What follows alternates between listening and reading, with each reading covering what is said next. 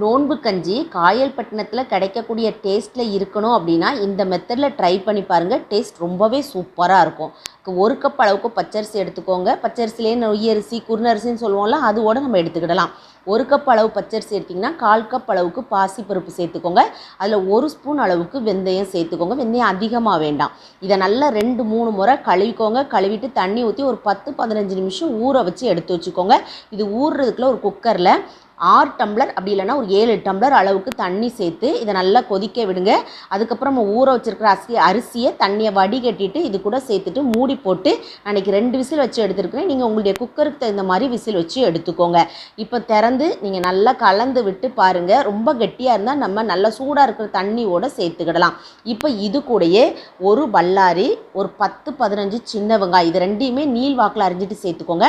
கொஞ்சம் கொத்தமல்லி தலைகள், கொஞ்சம் புதினா தலைகள், வாசனைக்காக ஒரு 2 பச்சை மிளகாய், நல்ல பழுத்த தக்காளி பழமாக ஒரு தக்காளி பழம், 1 கப் அளவுக்கு பீன்ஸு, 1 கப் அளவுக்கு கேரட் சேர்த்துக்கோங்க.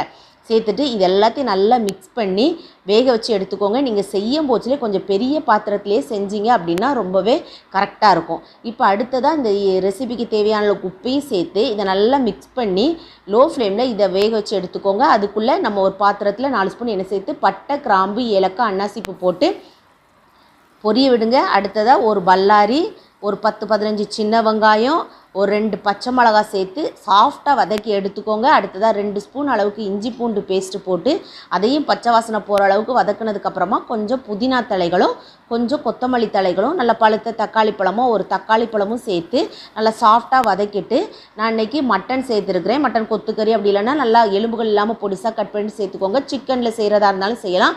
இல்லை நாங்கள் மட்டன் சிக்கன் சேர்க்க மாட்டோம் அப்படின்னா அதை மட்டும் ஸ்கிப் பண்ணிக்கோங்க. லைட்டாக நிறம் மாறுற வரைக்கும் வதக்கி விட்டுட்டு அதுக்கப்புறமா உப்பு சேர்த்துட்டு நீங்கள் மூடி போட்டு மீடியம் ஃப்ளேமில் குக் பண்ணோன்னா லைட்டாக அதுலேருந்து தண்ணி பிரிஞ்சு வர ஆரம்பிக்கும். அதுக்கப்புறமா இதில் கறி மசாலா சேர்த்துக்கோங்க. நம்ம கரம் மசாலா அப்படி இல்லைனா தனி மிளகாய் தூளோ இல்லை மட்டன் மசாலா எதுனாலும் சேர்த்துக்கிடலாம். சேர்த்துட்டு நல்லா கலந்து விட்டுட்டு அதுக்கப்புறமா இது வேகிறதுக்கு தேவையான அளவுக்கு தண்ணி சேர்த்துக்கோங்க. மட்டன் வந்து ஒரு 30 நிமிஷம் ஆகும் நம்ம பாத்திரத்தில் வேக வைக்கிறதா இருந்தால். இதை நல்லா முழுமையாக குக் பண்ணி எடுத்துக்கோங்க. குக் பண்ணதுக்கப்புறமா நம்ம ரெடி பண்ணி வச்சுருக்க அந்த கஞ்சி கூட இதை சேர்த்து நல்லா மிக்ஸ் பண்ணி எடுத்துக்கோங்க. மிக்ஸ் பண்ணிவிட்டு நீங்கள் கொஞ்சம் மீடியம் ஃப்ளேமில் வச்சு இதை குக் பண்ணி எடுத்துக்கோங்க. இப்போ இறக்குறதுக்கு 2 நிமிஷத்துக்கு முன்னாடி நல்லா கட்டி தேங்காய்ப்பால், அதாவது முதல் தேங்காய்ப்பால் சேர்த்துக்கோங்க. சேர்த்துட்டு நல்லா கலந்து விட்டுட்டு நம்ம 2 நிமிஷத்தில் ஒரு கொதி வரும், ஸ்டவ் ஆஃப் பண்ணிட வேண்டியதான்.